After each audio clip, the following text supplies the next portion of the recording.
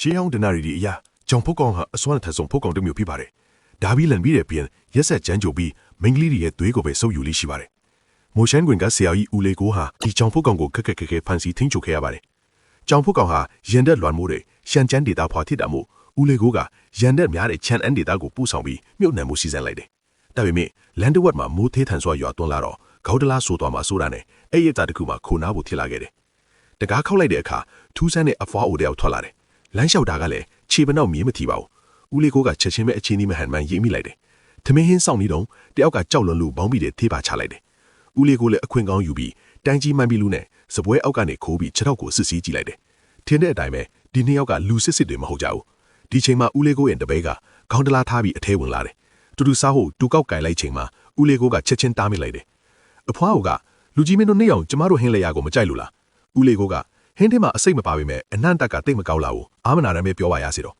ဆိုင်ရှင်လဲဟန်မဆောင်တော့ပဲလက်ခုတီးလိုက်တယ်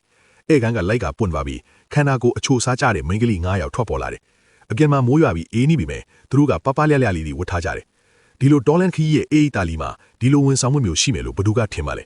ဦးလေးဝဲရဲ့တပည့်ကတော့ဘာမှမစင်စားပဲပျော်ကြီးပျော်နေတော့တာပေါ့တကယ်တော့ဒီမိမကျော်လေးတွေဟာခေါင်းတလားတွေကကြောင်ဖုတ်ကောင်ကိုကဲထိုးကိုရောင်းနေကြတဲ့ကြောင်တော်တွေဆိုတာသူတို့မသိချပါဘူး